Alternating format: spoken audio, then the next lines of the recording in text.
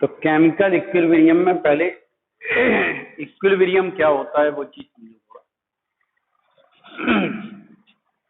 जैसे मान लो एक ये टैंक है, इसमें हमने एक डक्ट लगा दी और एक दूसरा टैंक कर दिया, ठीक है। ये मान लो पूरा भरा है, ये पूरा खाली है, ठीक। ये पूरा भरा है और वो पूरा खाली है। अब बताओ इसका पानी इसमें जाएगा बहुत तेजी से, इसका पानी इसका तेजी में जाएगा, और जैसे यहां पहुंचेगा फिर इसका पानी इसमें जाने लगेगा, इसका पानी इसमें जाने लगेगा, बराबर बराबर हो जाएगा। यानी इसका पानी इसमें जाने लगेगा और इसका पानी जिसमें जाने लगेगा। ये साइन रिवर्सिबल रिएक्शन का होता है।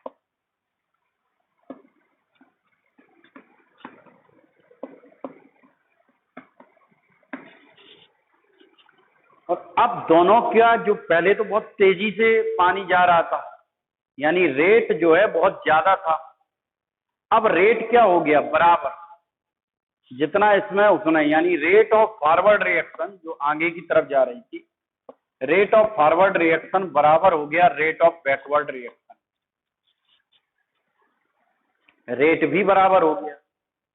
प्लस मान लो इसकी कंसंट्रेशन ज्यादा थी, उसके बाद कंसंट्रेशन हो गई कांस्टेंट,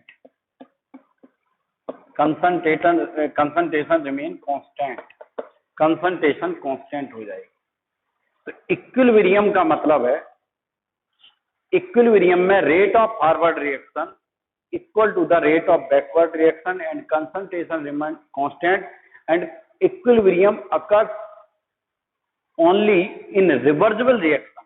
ये साइन हमेशा चलेगा क्योंकि इक्विलिब्रियम में तो रिवर्सिबल रिएक्शन होगा।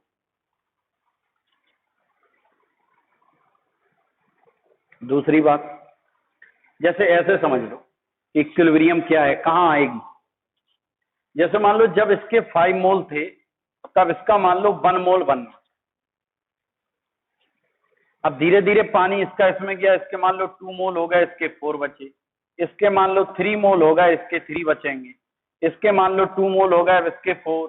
ये नहीं है कि इक्विलिब्रियम आने के बाद रिएक्शन रुक जाए, रिएक्शन चलती रहेगी, रिएक्शन डायनेमिक नेचर की होती है, रिएक्शन होगी इक्विलिब्रियम के बाद। ये 1 है जी, मान लो 5, तो ये जो स्टेज आई 3-3 वाली, ये इक्विलिब्रियम है, इक्वल।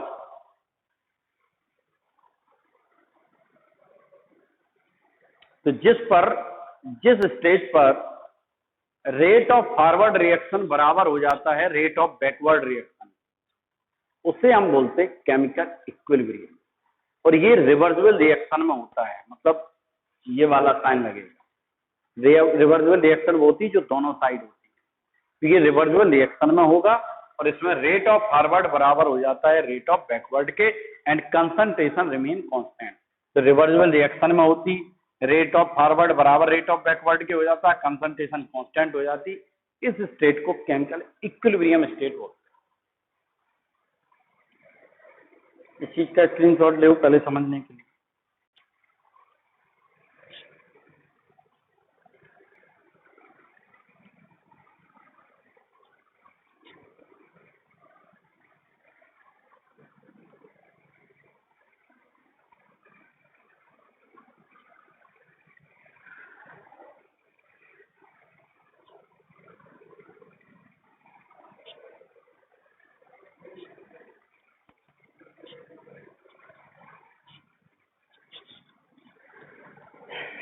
आगे देखो, एक टर्म आएगा अब इसमें एक्टिव मास।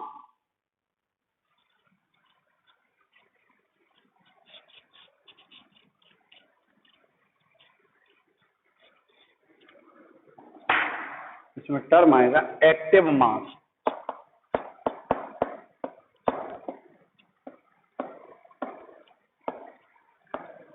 जो तुम लोग पिछले लेसन में मोलरिटी पढ़ के आए, वही मोलरिटी को इस लेसन में एक्टिव मास बोल रहे हैं। उसी को हम मोलर कंसंट्रेशन भी कह सकते हैं।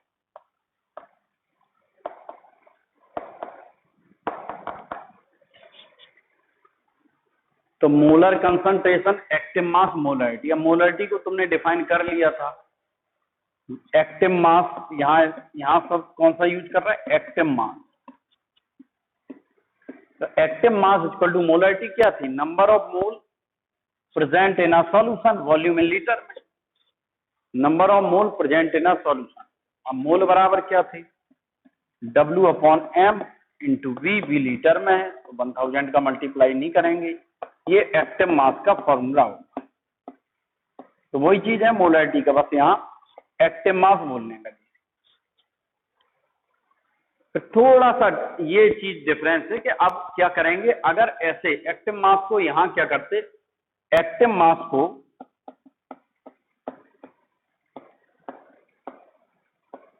ऐसे ब्रैकेट से रिप्रेजेंट करोगे, अगर ये ब्रैकेट लिखा है इसका मतलब मोलर कंसंट्रेशन गिवन है। जैसे हमने कहा active mass of A, active mass of A को कैसे रिप्रेजेंट करूंगा, इक्वल टू ब्रैकेट बना के ए को ब्रैकेट में लिख दो, ये एक्टिव मास ऑफ ए हो गया।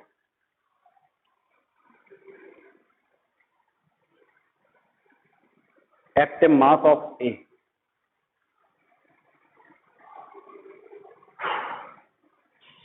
इसका मतलब एक ही कंसंट्रेशन गिवन, ए के मोल पर लीटर गिवन, तो number of mole present in a solution called active mass and it is represented by large bracket. ये ब्रैकेट लगाओ, इसका मतलब एक्टिव मास गिवन है, ये एक्टिव मास हो गया। वही चीज है, बस यहाँ एक्टिव मास कह रहे हैं। स्क्रीनशॉट लो इसका।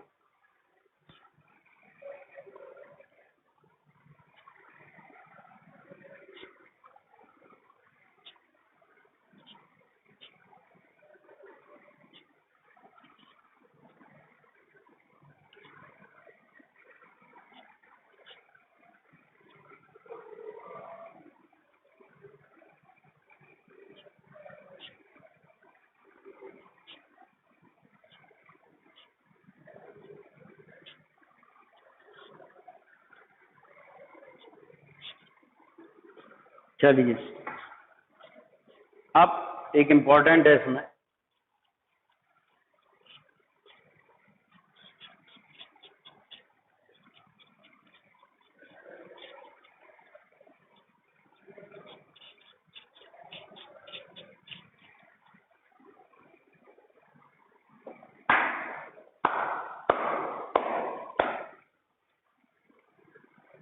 Law of mass action. Law of mass action,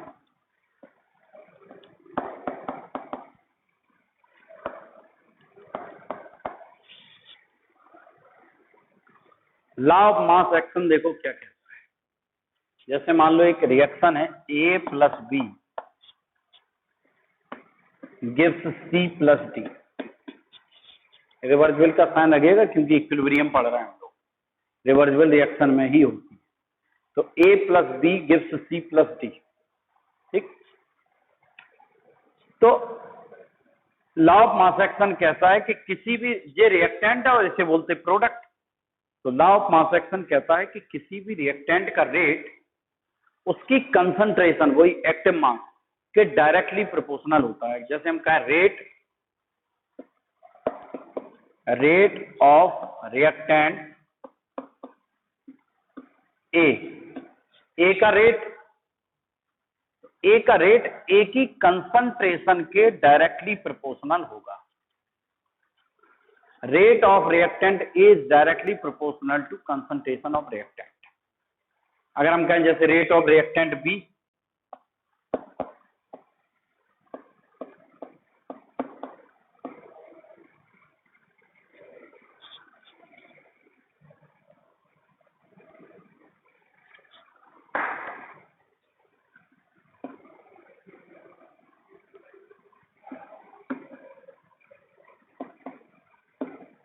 तो बी के कंसंट्रेशन के डायरेक्टली प्रोपोर्शनल होगा।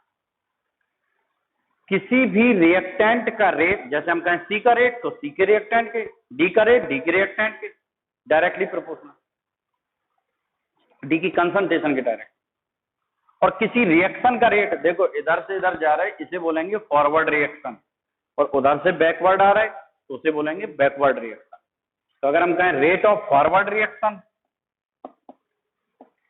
रेट ऑफ फॉरवर्ड रिएक्शन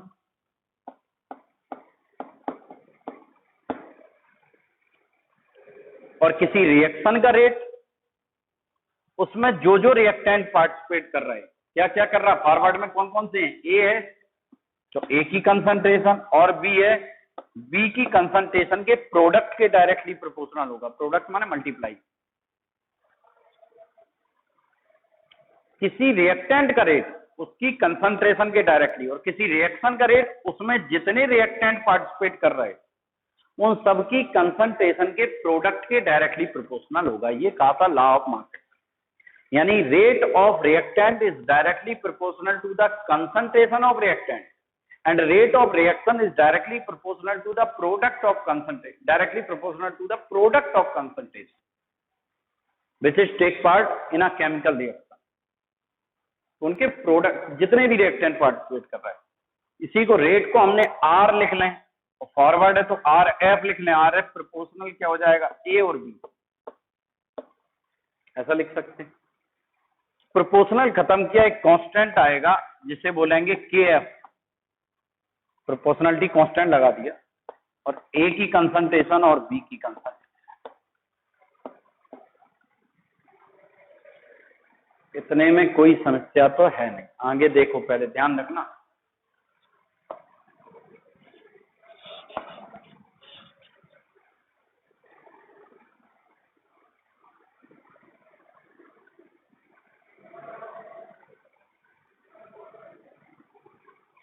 ठीक है, अब ये हमने फॉरवर्ड के लिए निकाला। अब अगर हम बैकवर्ड के लिए निकालें तो rate of backward reaction R B मान लो, तो आर एफ प्रोपोर्शनल था ए और बी के, तो आर बी प्रोपोर्शनल क्या होगा, सी और डी के।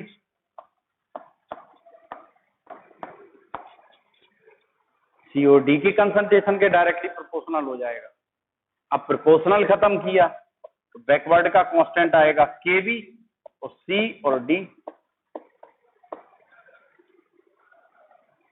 जैसे फॉरवर्ड चल रही है ऐसी बैकवर्ड रिएक्शन चलेगी, लेकिन बीच में एक इक्विलिब्रियम स्टेज आ जाती है जहां पर रेट दोनों का बराबर हो जाता है। तो एट इक्विलिब्रियम,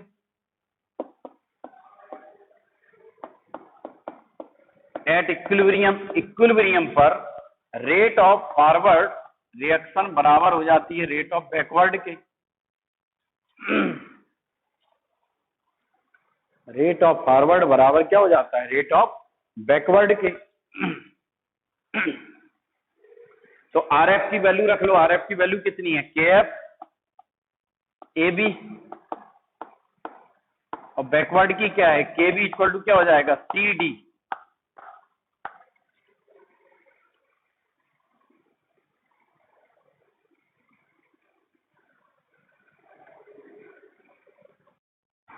तो K F upon K B, K F upon K B equal to हो जाएगा सी डी ए और बी।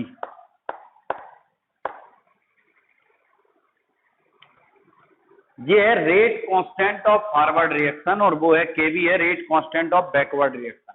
ये रेट है, ये रेट कांस्टेंट है ऑफ फॉरवर्ड, और वो है रेट कांस्टेंट ऑफ बैकवर्ड। इन दोनों के रेशियो को बोलते इक्विलिब्रियम कांस्टेंट केसी। केसी क्या है, इक्विलिब्रियम कांस्टेंट। तो केसी बराबर हो जाएगा सी की कंसंट्रेशन, डी की कंसंट्रेशन अपॉन ए की कंसंट्रेशन और बी की concentration.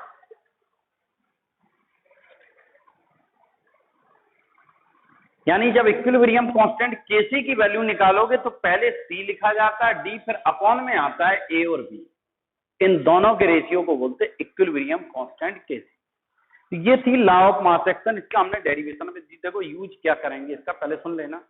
Law of mass action theoretical में क्या कहता है, according to law of mass action rate of reactant is directly proportional to the active mass of reactant या concentration of reactant, and rate of reaction is directly proportional to the product of concentration of reactant. ये तो theoretical हुआ। और बाद में जब equilibrium constant Kc की value निकाली तो पहले किसे लिखा गया, Cd को, फिर अपॉन में आया AB। ठीक है, इसका स्क्रीनशॉट लो पहले।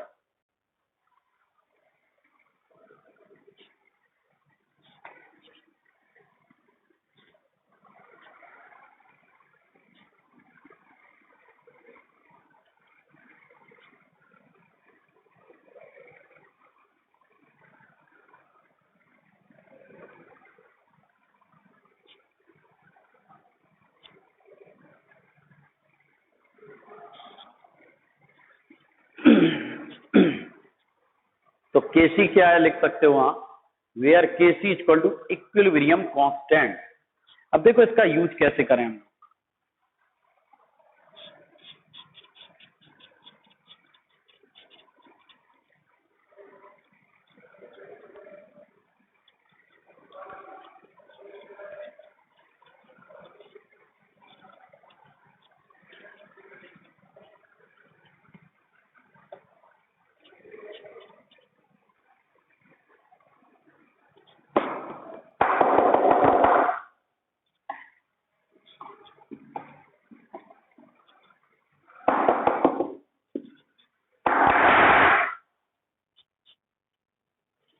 देखो ऐसे तुम्हें एक रिएक्शन दे दी जाएगी, N2 प्लस 3H2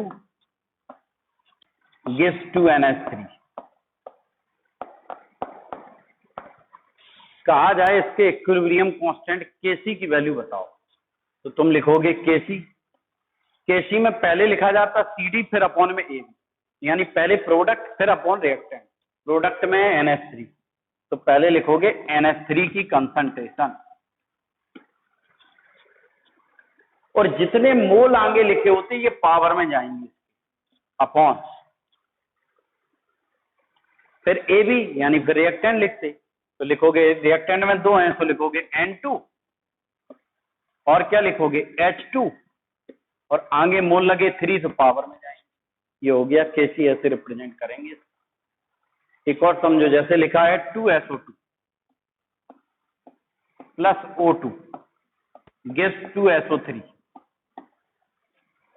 तो बताओ इसका Kc हम लोग कैसे लिख देंगे कि Kc इक्वल टू SO3 की पावर 2 अपॉन SO2 की पावर 2 और O2।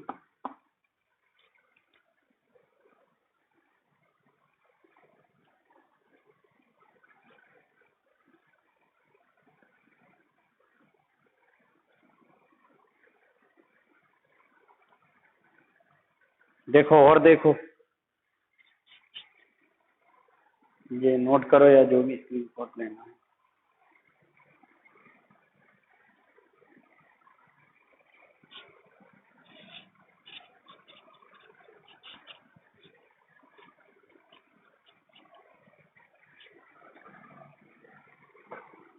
मान ले हमने लिखा half H2 plus half I2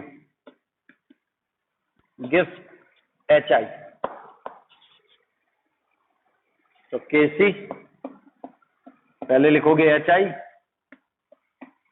फिर अपॉन H2 की पावर हाफ जाएगी और I2 की पावर भी half.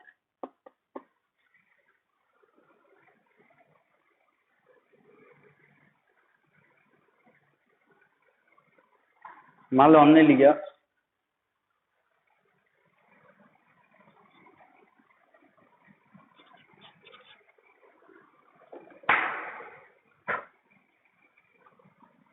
PCl5 gives PCl3 plus Cl2,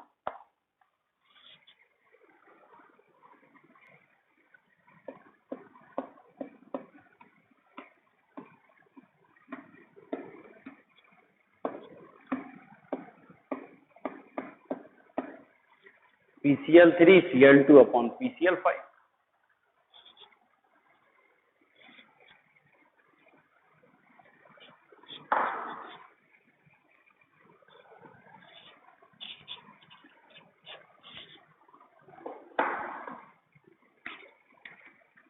लेकिन इक्विलिब्रियम कांस्टेंट में ये ध्यान रखना कि केवल गैस वाले लिखे जाते, सॉलिड की कंसंट्रेशन को 1 माना जाता है, सॉलिड को नहीं लिखा जाता। जैसे ये हम लिखते हैं CaCO3 gives CaO plus CO2, तो CO2 गैस होती है, कैल्शियम कार्बोनेट चूना पत्थर होता, ये सॉलिड होता है, और कैल्शियम ऑक्साइड जो चूना है ये भी सॉलिड होता है। तो ये लिख के दे देते, एस माने सॉलिड, जी बना हो तो गैस।